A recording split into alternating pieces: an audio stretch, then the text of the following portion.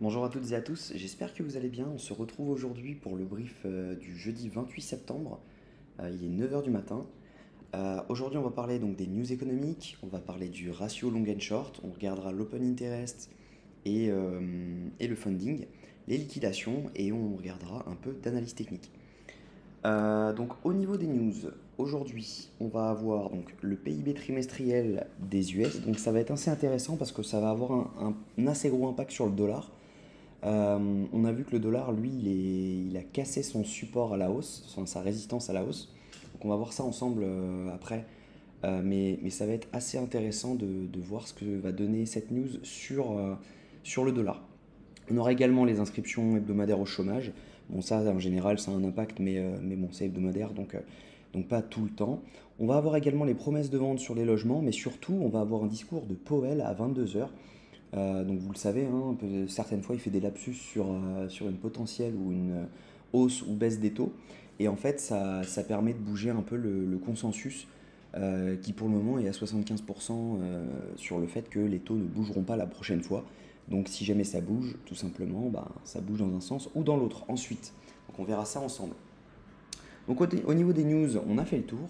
Ça va surtout être intéressant de voir à 14h30 et à 22h.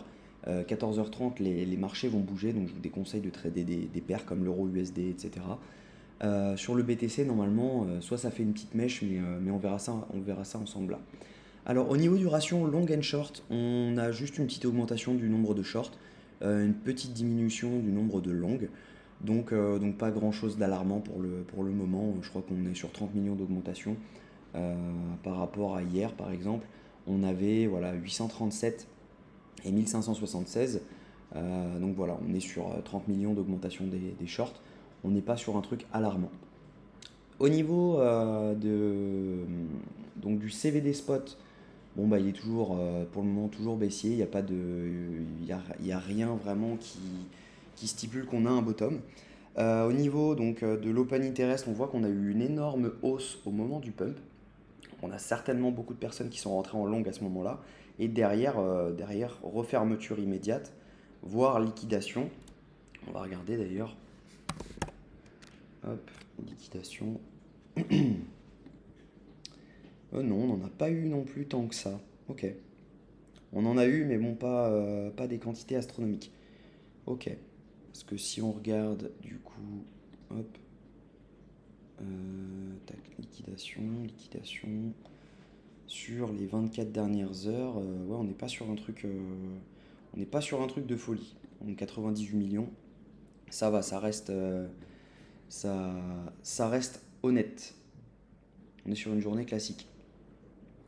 Qu'est-ce que je voulais regarder? Liquidation map. Hop, mais d'abord on va continuer là-dessus. Donc tout simplement, on a des longs qui se sont ouverts et encore, hein, on a peut-être autant de longs que de shorts qui se sont ouverts. Ouais, parce qu'on voit qu'il y a une stagnation au moment du pump. Donc il y a autant de longs que de shorts qui se sont ouverts à ce moment-là. Et derrière, on voit le funding qui descend. Donc c'est tout simplement des longs qui se ferment petit à petit là-dessus. Bon, les shorts, eux, sont restés. Mais ouais, on n'a pas vraiment d'informations très pertinentes là-dessus. On va regarder un peu les liquidations. Hop, sur 7 jours sur Binance, on est en plein milieu. On voit qu'on a des personnes qui, donc toujours, hein, toujours dans ce dont je vous parle depuis maintenant une semaine, on a pas mal de liquidations à venir chercher dans les 25 600, 25 700. Et à la hausse, toujours autant. Donc là, on est uniquement sur Binance. On va regarder ça sur le tout, sur tous les exchanges. Donc c'est pareil, hein, voilà. 25 800, 25 600. Et à la hausse, on a ça. Ouais, ok. Donc on a environ, si jamais on allait à 25 600, on aurait pour 1,3 milliard de liquidation. Donc c'est pas déconnant. Et ensuite, si jamais on retourne à 27 700, on aurait pour 2 milliards de liquidation. Donc c'est assez conséquent. Donc c'est largement probable. On va voir techniquement, hein, mais logiquement, c'est largement probable qu'on aille faire un petit dump et ensuite un pump. On attend ça depuis maintenant une semaine, donc on va voir techniquement si c'est toujours possible. Donc, au niveau technique, on voit, j'avais dit hier qu'on avait un FVG juste ici, et ça aurait pas été déconnant de venir le chercher. Ok, donc là, on sait ce qu'on a fait. Moi, j'ai raté mon entrée parce que je comptais rentrer ici en short. Et j'ai vu sur Twitter qu'il y a pas mal de personnes qui se sont fait avoir pareil. Donc moi, j'ai raté mon entrée.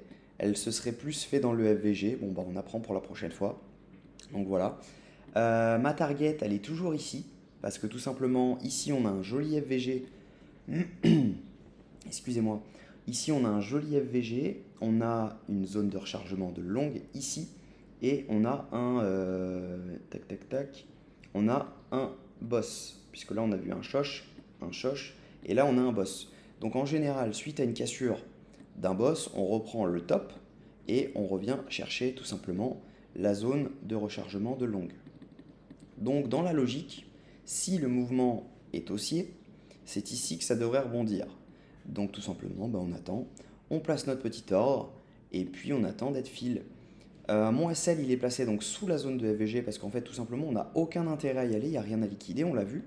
Une fois qu'on aura passé donc les 25, voilà, il n'y a pas grand chose, hein, il n'y a pas de grosse évolution. On est à 1 milliard 180, 1 milliard 84 et on est à voilà, 20 millions de plus. Donc quel est l'intérêt d'y aller? Si vraiment vous voulez être safe, vous le mettez autour des 24 900, votre SL. Mais voilà, il n'y a aucun intérêt normalement à y aller. Donc si jamais vous mettez votre SL ici, typiquement, voilà, vous aurez pas grand-chose de risque. Moi, je risque en général 1% du capital par trade, voire 0,5%. Là, c'est 1%. Et puis voilà, on va voir. On va voir tout simplement. Le TP que j'ai mis ici n'est pas forcément le TP que j'utiliserai. On est à la fin des liquidations, mais je sais également que là, il y en a beaucoup. Donc ce sera peut-être potentiellement un TP2, voire TP1. Voilà, on verra. On verra à ce moment-là. De toute façon, je vous invite à me suivre sur Twitter pour avoir un peu la suite du plan, etc. Donc tout simplement, c'est @cryptomeganews et je vous invite à me follow là-dessus. Et bien écoutez, on n'a pas grand-chose d'autre à dire, ça ne bouge pas forcément. Si on avait le mouvement, hein, de toute façon je vous dirais j'ai été fil, etc. ou j'ai été SL ou j'ai été TP, ou les trois, puisque je vais reprendre d'autres ordres si jamais si jamais je me fais SL. Mais voilà, on a tout dit. Je vous souhaite une très bonne journée et puis on se dit à demain.